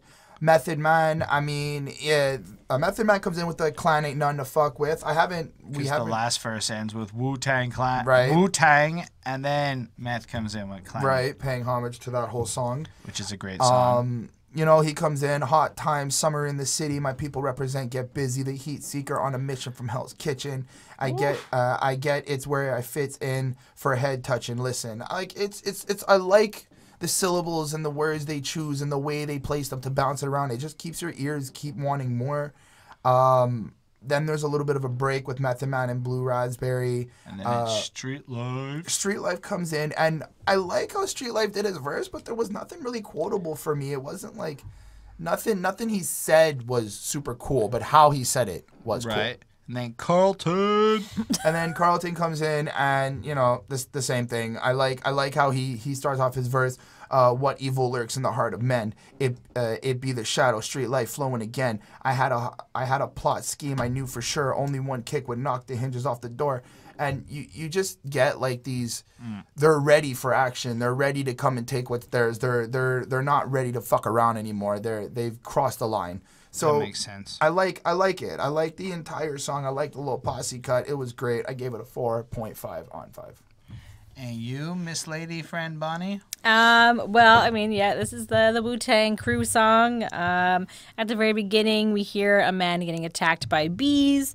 Apparently, there's something to do with them, like the Wu-Tang being called the Killer Bees. I'm not really sure where that's from. Their whole Enter the Wu. Their whole color. Well, hold on. Bonnie didn't come to that review. Is you know, yellow. It's something yellow to do and with black. Oh, yellow and that black, makes sense. yeah. Okay, She just okay, wasn't okay. there. Killer bees on My attack from bad. the front. Yeah, okay, it makes more sense now. I mean, I was just trying to like, there's got to be something. It's an overarching like theme here. Well, I mean, the Wu-Tang symbol is black and yellow. No, but it's kind of like Yeah. they're the Wu-Tang Killer Bees. It's like, you know, part of what they are. It's, you know, Okay. one of their names. Well, I mean, clearly, I'm not like the hugest They Wu-Tang also sound like Wu-Tang assassins, member. too. Like if you hear like the killer fan. bees are coming, it's like, oh shit, assassins, It's true. ninja assassins coming. Okay, let first. Bonnie talk, Chris. Sorry. It's okay. So we sort of have like the worst sounds in this song, and it's right at the beginning too. We get that right at the beginning as we're listening to it. The background sounds very annoying. It's creepy. It's dark. It sounds scary. And like the opera y singing is done by like Blue Raspberry, and like she's just kind of like creepily singing like Mr. Sandman like in the background, Sandman, but like in a won't you really give me a weird way, and like not necessarily like the same lyrics. I don't know, it was just weird, and it was like repetitive. It was over and over, and it was just like it just happened at the weirdest times. So for me, like there was a lot going on with this song. It basically just sounds like a nightmare or like a scene of like a bad trip that you would see in a movie. Like this would be the song that would be playing in the background, and it would be like seeing like all this like weird fucking scary stuff. Right. So that's basically how I interpreted this song. I gave it a 3 on 5 because it is like Mr. Sandman is like someone that, you know, brings you your dreams, and like this is like a nightmare, and it's just like creepy. But I think that's the point of the chorus. Yeah, Like I yeah. think like Yeah, they're of course. begging the Sandman to get a good dream out of this nightmare. Yeah. So I just thought it was hard. I thought it was basically what I expected it to be. Everybody coming in trying to one-up each other with harsh rhymes. I like how, but like Riz is really yelling, right? Like he's I don't know if rapping is the right word. He's screaming. he's screaming, belting, But like, but my technique tranquilizes kids, more kids than Barney. just like 10 times louder and more aggressive. Yeah, but his technique is literally taking out more kids than Barney. Because at the time, Barney really, I guess, was That shit was tranquilizing popping. kids. That's where I was at. That's true. Remedy for stress is 3 bags of cess. It's a good remedy for stress. I'll give it to you. Yep. A day at my rest playing chess. Yes. This guy likes chess. I get where he's coming from. Makes total sense. It's a good strategical game. My thoughts be sneaky like a crook from Brooklyn. When you ain't looking, I take the queen with the rook then. That's when I was like, that's pretty fucking dope, right? Because all of a sudden he comes in and ties it all together with a chess bar. Booyah. So I'm not going to say that my problem with Riz's verse was his delivery. I get it a little bit, but I do like what he had to say. It was a really solid verse. I like what Chris basically came in and said what I liked from Inspectah Deck. Same kind of thing, but he sounded like a calmer, like more fun to listen to version of Riz's verse. Yeah. Method Man is just great. Comes in, does his thing. Peace to number 7. Everybody else gets their 49311, which now we all know what that means. Dirk. I think it's cool. We might incorporate that a little more. Hey Bonnie, Chris is a 49311. That's funny. And then Carlton Fisk, I liked when he's like, my move was the table swift. I got my hostage. They tried to stab you, God, but I dodged it. Said Carlton, use a little motherfucker, because I made it look like they both killed each other, and I'm out. And I thought that was savage. That might have been the most savage thing said on the song. Like, not only did he like do the deed, but he made it look like they did it to each other, got away scot-free, and fabricated some real dirty shit there. So I thought that was pretty solid. I gave this a 4 on 5. I don't know. It just, like, a couple of the verses weren't as good as some of the other ones, you know? I don't know. I always feel like these posse cuts are a little strange. I'm usually really into the main guy and less so into maybe all the featured gets. I don't have the same affinity for everyone there. They did not provide me with the same level of stimulation. All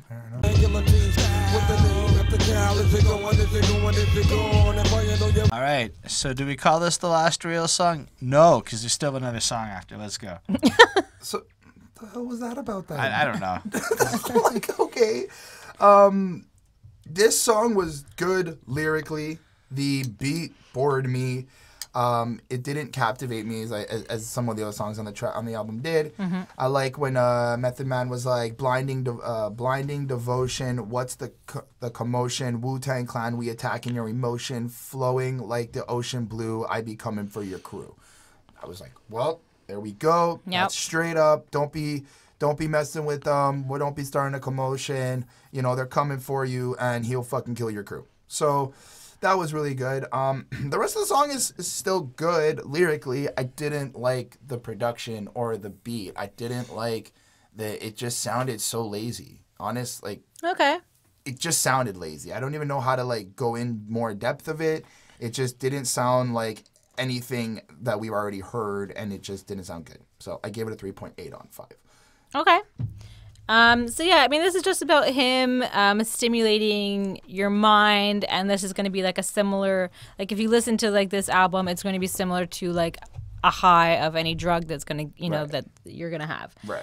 And you know, he's saying like there's nothing is going to get you as high as like Tical and Tical or whatever. Tical. And like whether it's like the actual weed he's talking about, or if he's talking about his own album, like I think it's obviously it's obviously the album, right? And like it's not going to get you any better high than that. I mean, it is sort of weird, and it is supposed to like affect like your mind and like your thoughts and your soul and everything like that.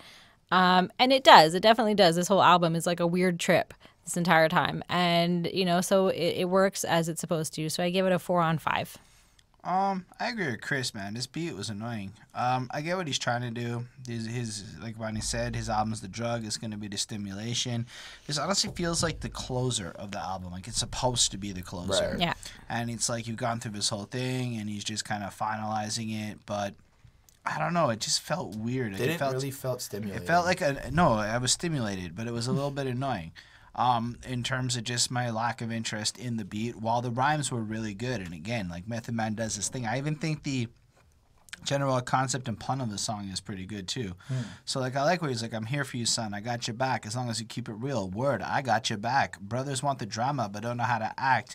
Until the chrome pointing at his dome, head crack. Come on, let's keep it real. No disguise, recognize from a sword chop what a do dies.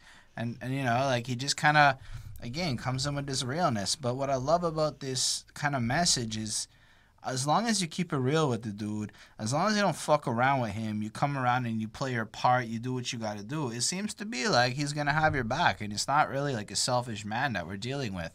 And there, just to like add to it, there's a surprising lack of wealth, of richness bragging, of That's material true. branding.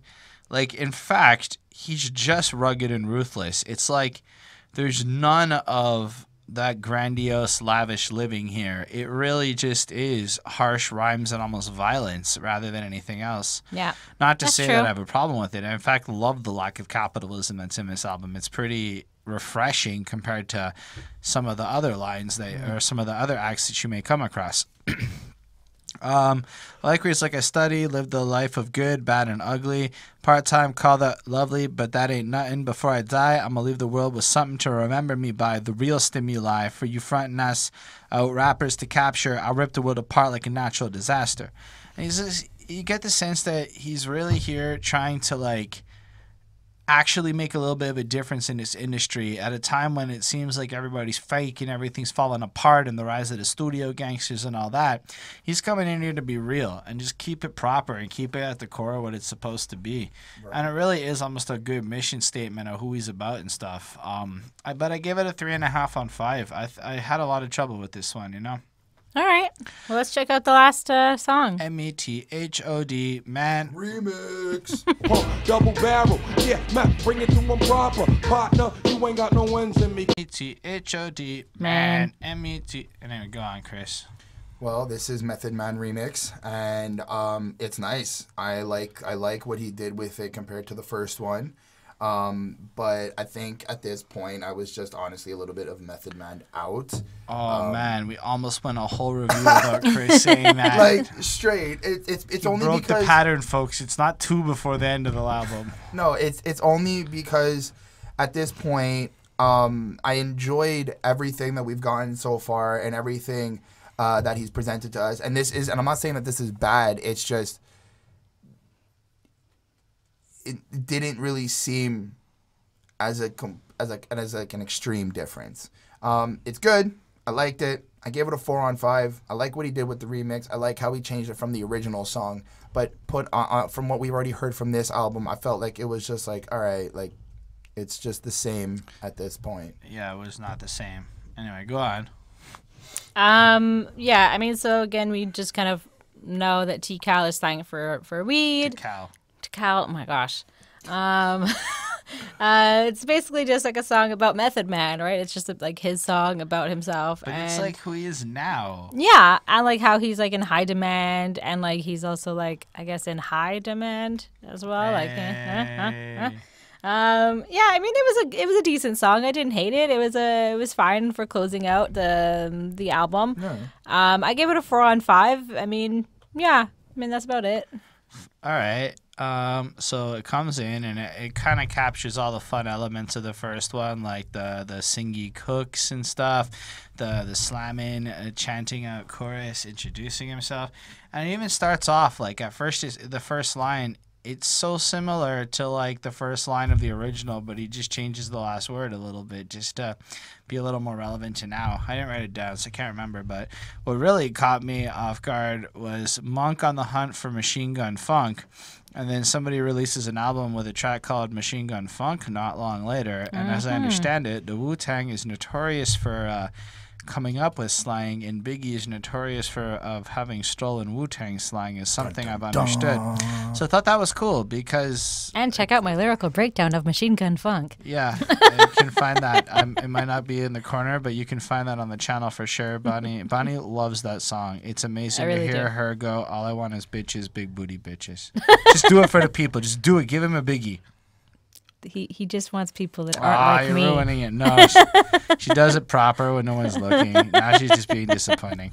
But yeah, so I keeps you open like a slug from a shotgun, punk double barrel. Yeah, Meth, bring it to them proper partner. You ain't got no wins in me casa. Straight up, you moving too fast, so baby, wait up. Took 1, added 7. Now you ate up, like he just ate you up on the mic with a math bar. All I'm saying is that the bars on this, the quality of writing is really strong.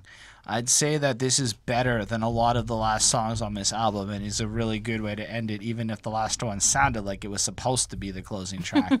I like when he's like, rappers can't get with the style, extra wicked, rap flow is banging like butter on a biscuit, because butter on a biscuit is fucking banging. Everybody knows that. And then a tisket, a tasket. And I didn't realize it. I've heard this so many times. I never even heard the original nursery rhyme a tisket, a tasket is from, but it's crazy how that ended up in so many fucking rap songs. I'm not trying to have it. Might show up, step up, and run them when they ragging. Those who test it, respect it, the method. You know it can't be messed it. I'm hecked it, accept it. I like the way he comes in with the flows, the lines. This is a real banger in my opinion. It's a 4.5 on 5. I actually think I like this version's beat and everything a little bit more because the beat's a little different than the original. It's a little less grimy, a little more fun. And so I like that one more, 4.5 on 5. And I guess that brings us to the end of this album, the end of Tical. So for those of you who have just joined us, we've talked about this album for the last... So anyway, I gave the album a 4.3-ish. It's a 4.34. I happen to think that this is a really decent classic album. I don't know if it's my favorite Wu-Tang Clan album of the group that I've heard, but... it is so grimy and dark and weird. It's this own little box of interesting. And, like, I feel like there is totally stuff to listen to on this album to go back to. But it is also not easy to listen to the first time. This one is one that, honestly, to even start liking it, I'm so happy I listened to this like 5 or 6 times before doing this review. Yeah, because I think you definitely, like, kind of hate it at, like, the first time you listened to it. It's almost like... It's a little bit deliberately offensive on your senses for the sake of what it's trying to be, which is artful and stuff. Anyway, I like the album. I would recommend this album to people, but really, unlike an idea, like it makes me want to see where Method Man goes next a little bit in his career. Yeah. I mean, I know I've heard some of his stuff, but it really piques my curiosity, you know? Fair enough. Hopefully he like cleans up his sound a bit. Anyway, sound engineering improves a lot over the next 2 decades of music. True. Nice. I gave the album a 3.9 on 5. I think that the album itself is great. I think that everybody should take a moment to listen to it and experience it and see what he has to give out. My only problem with it is just it is a little bit hard to get into the first couple times around. I know that like whenever we do these reviews, we like to some of us like to listen to it in the background while doing other stuff. I like to think that most of the time. He doesn't know what I do when I review. That's his Well, experience. yeah. Well, like, I mean, we like to listen to it one time through. Like, are you going to start reviewing it on the first time? You're going to listen to it one time through? Yeah. Like, I was listening to it while I was grocery shopping. I have my own methodology per se, but yes, Chris, go on. That's what you do. Anyway, I was just saying, like, at the first time, it kind of drowned out a little bit. There wasn't really much that wanted me to go back to it on the first listen. Mm-hmm. But then after giving it multiple listens, it's kind of like, okay, I could see where the greatness in it is from. So, that's it. Okay. That's okay. I listened to it through all the times. Yeah. Go on. So, I mean, I gave it a 3.61 on 5, so it's like a 72%. It's not my favorite. I don't think that everybody should go listen to this album. If you like this style of music, then you should definitely go listen to it. If you like this griminess, if you like Wu, if you liked Raekwon, then you'll like then you'll like this other stuff, by Method Man. And like it is interesting, but it is like a very hard album to listen to. It's not necessarily a fun trip. It's like a whole wild trip that you're going through. And not that I'm saying that it's a bad album. It's just that it is, like as somebody who maybe doesn't listen to this or not a huge fan of like this type of rap, this was for me jazz to you. I understand where you're coming from. I'm not the biggest fan of jazz to anyone who just got here. Yeah. So yeah, I mean, it was definitely not my favorite. Yeah, that's it. That's cool. So thank you all for watching. We totally appreciate you being here with us. Yes, we do. Chris will tell us all how we do album reviews next week. So let us know in the comments what you think about the Method Man's Tical, what you think about our review, what you had for lunch today, anything you can think of. And Yes, if you we're really do leave interested that in that. comment, I'm interested in that. I don't give a fuck with Chris. Chris, I had this is some why you're a papaya. Debbie Downer. And then, yeah, if you like it, you had a subscribe to the channel, leave that comment. You do enter into the contest, and we totally appreciate you. And thank you for being with Yeah, us. We'll catch like you this next video week if you liked Thank it. with another review. Bye-bye. Bye. Guys.